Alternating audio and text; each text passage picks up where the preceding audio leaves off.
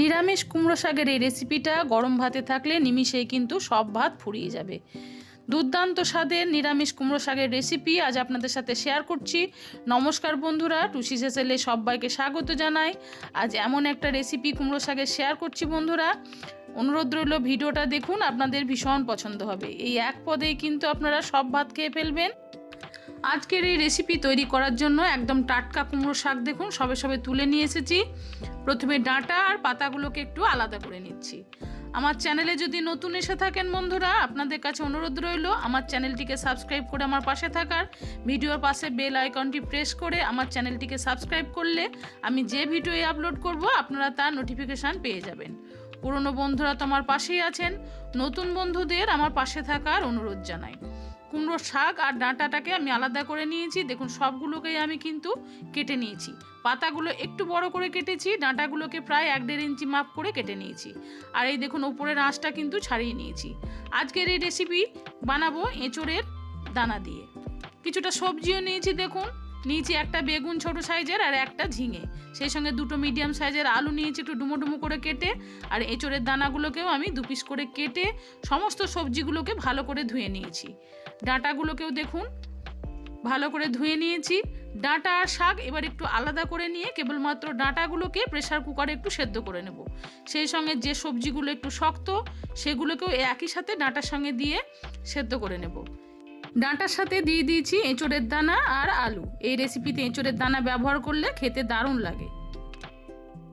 সামান্য পরিমাণ এখানে দিয়ে দিচ্ছি লবণ, আর পরিমাণ মতো দিয়ে দিচ্ছি একটু হলুদ। 1 চামচ দিয়ে দিচ্ছি সর্ষের তেল।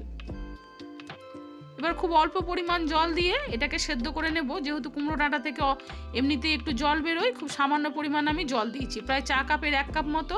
জাস্ট 2টো সিটি দিয়ে এটাকে প্রেসার কুকারটাকে গ্যাস থেকে নামিয়ে কিছুক্ষণ রেস্টে রেখে দেব। 2টো সিটি পড়ে গেছে, এটাকে রেস্টে কিছুক্ষণ রেখে দিচ্ছি। অন্যদিকে দেখুন গ্যাস ওভেনে একটা কড়াই বসিয়ে দিয়ে পরিমাণ মতো দিয়ে দিলাম সর্ষের তেল। তেলটাকে হাই ফ্লেমে খুব ভালো করে গরম করে নিয়েছি। আর আজকের এই রেসিপিতে লাগবে বিউলির ডাল। আমি আগে থেকে বিউলির ডালটাকে লবণ আর হলুদ দিয়ে খুব ভালো করে একটা মিহি পেস্ট তৈরি করে নিয়েছি। তেলটাকে খুব ভালো করে দেখুন গরম করে চারিদিকে ছড়িয়ে দিয়েছি। আর এই বিউলির ডালের মধ্যে দিয়েছি খুব সামান্য পরিমাণে একটু চিনি আর কালো জিরে। ভালো করে ডালটাকে একটু ফেটে নিয়েছি। প্রথমে ছোট ছোট করে বিউলির ডালের বড়া বানিয়ে নেব। বড়ি দিয়ে তো কুমড়ো শাকের নিরামিষ রেসিপি আপনারা খেয়েই থাকেন বন্ধুরা। একবার এই বিউলির ডালের বড়া দিয়ে এই পদ্ধতিতে যদি কুমড়ো শাকটা রান্না করেন আপনারা চেয়ে চেয়ে খাবেন। এতটাই লোভনীয়, এতটাই টেস্টি হয়। তাই স্কিপ না করে ভিডিওটা দেখুন কি পদ্ধতিতে আজকের রান্নাটা করেছি। খুব ভালো করে বিউলির ডালে বড়াগুলোকে দেখুন ভেজে নিয়েছি। গ্যাসের ফ্লেম লো টু মিডিয়ামে রেখেই বড়াগুলোকে ভাজতে হবে। 1-2 মিনিট ধরে উল্টে পাল্টে বড়াগুলোকে আমি ভেজে নিয়েছি। বড়াগুলো বেশ মুচমুচে করে দেখুন ভাজা হয়ে গেছে। এবার এগুলোকে ভালো করে তেল ঝরিয়ে তুলে নিতে হবে। একবারে সব বড়াগুলো ভাজা হয়নি, আরও একবার কিছুটা ডাল বাটা ছিল যার জন্য আমি বড়াগুলো ভেজে নিয়েছি।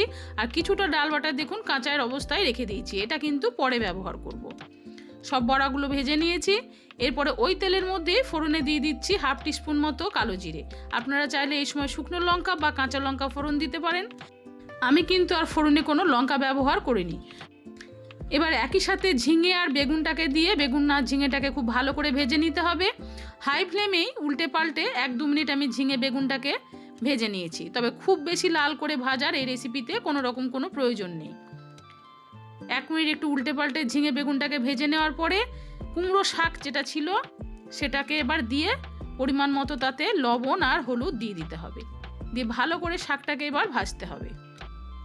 গ্যাসের ফ্লেম হাই রেখেই শাকটাকে এবার উল্টে পাল্টে একটু ভেজে নেব। আর কুমড়ো শাকের পাতা থেকে তো বেশ জল বেরোয়, সেই জন্য আর আলাদা করে এই রেসিপিতে জল দেওয়ার কোনো প্রয়োজন নেই। 1-2 মিনিট একটু শাকটাকে উল্টে পাল্টে নাড়তে নাড়তে দেখুন কুমড়ো শাক থেকে কিন্তু জল বেরোতে শুরু করবে। খুব ভালো করে দেখুন নাড়িয়ে দিয়েছি শাকটা। এবার এটাকে ঢাকা দিয়ে প্রায় 5-7 মিনিট রেখে দেবো। আর ততক্ষণে আজকের এই রেসিপিতে কি মশলা লাগবে চলুন দেখা যাক। একটা মিক্সির বাটিতে দেখুন নিয়ে নিয়েছি প্রায় 2 ইঞ্চি মতো আদা ছোট ছোট টুকরো করে কেটে নিয়েছি। এবারে দিচ্ছি 1 টিস্পুন মতো রাঁধুনি, সেই সঙ্গে দিয়ে দিচ্ছি 1 টিস্পুন সাদা সর্ষে, আর দিচ্ছি 1 টিস্পুন মতো পোস্ত। কয়েকটা কাঁচা লঙ্কা দিচ্ছি ঝালের জন্য। অল্প পরিমাণ জল দিয়ে একটা মিহি পেস্ট এটাকে বানিয়ে নেব। 5-7 মিনিট পরে এদিকে ঢাকনাটা খুলে দিয়েছি। শাক কিন্তু খুব ভালোভাবে দেখুন সেদ্ধ হয়ে গেছে। ঝিঙে, বেগুন এগুলো বেশ নরম হয়ে গেছে। শাক থেকে যে জলটা বেরিয়েছিল তাতেই কিন্তু সবজিগুলো সেদ্ধ হয়ে গেছে। এবার প্রেসার কুকারের ঢাকনাটা খুলে সেদ্ধ করে রাখা ডাঁটা, আলু, এঁচড়ের দানা সব একই সাথে জল সমেত কিন্তু আমি দিয়ে দিয়েছি। আলাদা করে আর জল ব্যবহার করিনি, সেদ্ধ করে রাখা জলটাই কিন্তু আমি দিয়ে দিয়েছি। খুব ভালো করে একবার এটাকে নাড়িয়ে দিতে হবে। 1-2 মিনিট সবজিটা একটু ফুটে উঠেছে। এবারে দিয়ে দিলাম মশলা বাটা, সর্ষে, পোস্ত, রাঁধুনি পেস্ট দিয়ে দিয়েছি। সেই সঙ্গে মিক্সি বাটিটা ধুয়ে বেশ কিছুটা জলও দিয়ে দিয়েছি। মশলাটা দেওয়ার পরেও বেশিক্ষণ কিন্তু এই মশলাটা কিন্তু কষানো যাবে না। একই সাথে আমি বড়াগুলোকে দিয়ে দিয়েছি, যেহেতু এগুলো বিউলির ডালের বড়া। এগুলো একটু যদি ঝোলের মধ্যে ঝোল থাকতে থাকতেই দেওয়া হয় তাহলে কিন্তু এটা রান্নাটা বেশ ভালো হবে, বড়াগুলো কিন্তু বেশ ফুলে উঠবে। একটু সামান্য পরিমাণ চিনি দিলাম, যেহেতু নিরামিষ রেসিপি, কুমড়ো শাকের রেসিপি, চিনি কিন্তু একটু ব্যবহার করবেন, খেতে খুব ভালো লাগবে। তারপরে যে বিউলির ডালটা বাটা ছিল কিছুটা পরিমাণ রেখেছিলাম, সেটা একটু জল দিয়ে গুলে নিয়ে রান্নার মধ্যে দিয়ে দিয়েছি। এতে রান্নার থিকনেসটা খুব সুন্দর আসবে। এরপর এটাকে বেশ কিছুক্ষণ একটু ফুটতে দেবো। তার আগে এখানে দিয়ে দিচ্ছি 1 চামচ মতো সর্ষের তেল। সর্ষের তেলটা দেওয়ার পরে শাকটাকে খুব ভালো করে দেখুন নাড়িয়ে দিয়েছি। এখনও শাকটা একটু ঝোল ঝোল মতো রয়েছে, আর এটাতে কিন্তু বড়াগুলো বেশ সেদ্ধ হয়ে যাবে। 5 মিনিট একটু ঢাকা দিয়ে রেখেছিলাম। শাকটা দেখুন বেশ ঘন ঘন হয়েছে, একদম মাখো মাখো তৈরি হয়েছে। অসাধারণ স্বাদ হয় বন্ধুরা। একবার এই পদ্ধতিতে কুমড়োর শাক রান্না করে খেয়ে দেখুন, আশা করছি আপনাদের ভীষণ ভালো লাগবে। গরম গরম ভাতের সাথে যদি পরিবেশন করেন, এই এক পদেই কিন্তু আপনাদের সব ভাত ফুরিয়ে যাবে। আজকের এই রেসিপি আপনাদের কেমন লাগলো অবশ্যই কমেন্টে জানাবেন। ভালো লেগে থাকলে লাইক শেয়ারের জন্য অনুরোধ রইল। নিজেদের প্রিয়জন বন্ধু বান্ধবদের কাছে রেসিপিটি শেয়ার করে দিয়ে তাদের দেখার সুযোগ করে দিন। ফিরে আসবো অন্যদিন অন্য কোনো নতুন পর্বে নতুন কোনো রেসিপির সাথে। সবাই ভালো থাকুন, সুস্থ থাকুন। নমস্কার।